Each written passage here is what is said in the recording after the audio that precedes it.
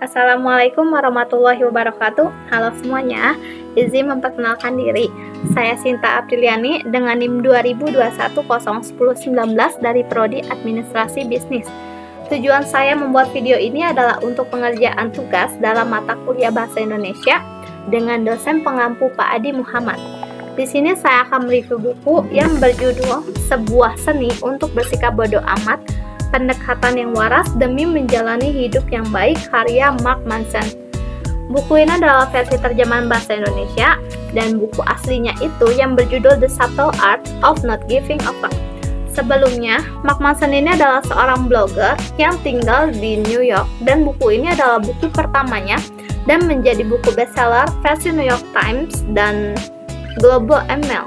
Buku ini terdapat 9 bab dan 243 halaman. Ada salah satu cerita di dalam buku ini yang menarik perhatian saya, yaitu tepatnya di halaman 3. Kisah Charles Bukowski yang sering disapa Bukowski. Ia adalah seorang pecandu alkohol, berjudi, main perempuan, tukang utang dalam hari-hari terburuknya. Ia bercita-cita menjadi seorang penulis, namun karya beliau selalu ditolak oleh penerbit atau editor itu karena bahasa yang ia gunakan kasar dan menjijikkan. Setelah 30 tahun lamanya, beliau diberikan kesempatan oleh editor untuk menerbitkan karyanya, dan ia menerbitkan 6 novel dan ratusan puisi terjual lebih dari 2 juta. Ini adalah cerita di balik kesuksesan Bukowski yang sesungguhnya. Dia nyaman dengan cerminan dirinya yang ia anggap sebagai sebuah kegagalan. Ia masa bodoh dengan kesuksesan yang telah ia raih, dan ia masih melakukan hal-hal tersebut.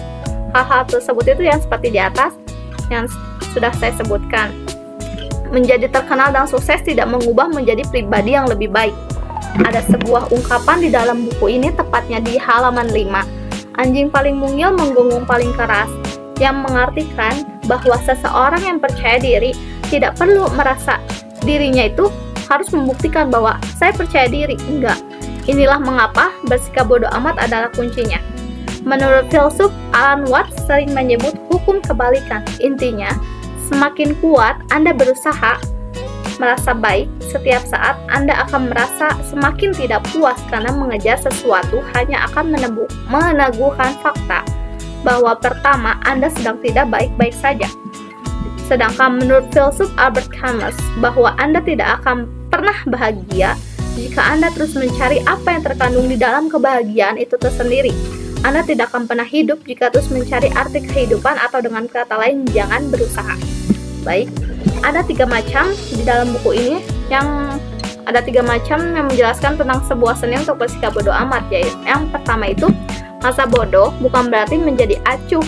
Masa bodoh berarti nyaman saat menjadi berbeda. Yang kedua, untuk bisa mengatakan bodoh amat pada kesulitan, pertama-tama Anda harus peduli terhadap sesuatu yang jauh lebih penting dari kesulitan. Yang ketiga, entah Anda sadari atau tidak, Anda selalu milih suatu hal yang untuk diperhatikan baik oleh Anda sendiri maupun oleh orang lain.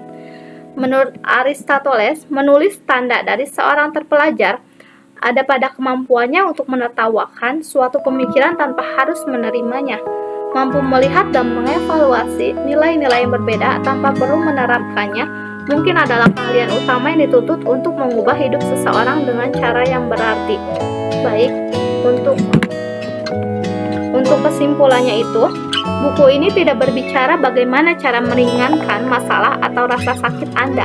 Buku ini bukan pula panduan untuk mencapai suatu keagungan. Tidak akan bisa, karena keagungan hanya sebuah ilusi dalam pikiran kita.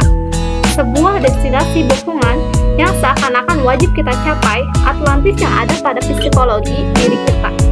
Sebaliknya, buku ini akan mengubah rasa sakit Anda menjadi sebuah peranti, trauma Anda menjadi sebuah kekuatan, dan masalah Anda menjadi masalah yang lebih baik. Ini baru gerak yang sesungguhnya.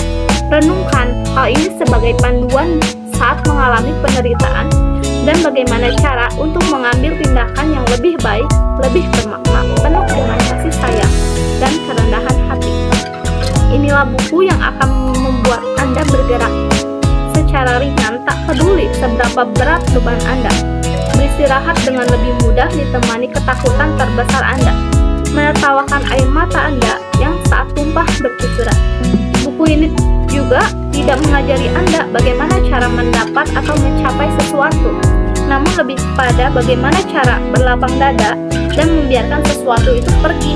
Ia akan mengajari Anda untuk membuat inventaris kehidupan Anda dan menyortir hal-hal yang paling penting saja. Ini juga akan mengajari Anda untuk memejamkan mata dan percaya bahwa Anda bisa menjatuhkan diri Anda ke belakang dan tetap baik-baik saja. Ini akan mengajari Anda untuk peduli lebih sedikit. Ini akan mengajari Anda untuk jangan berusaha. Baik, sekian dari saya. Mohon maaf bila ada kesalahan. Wassalamualaikum warahmatullahi wabarakatuh.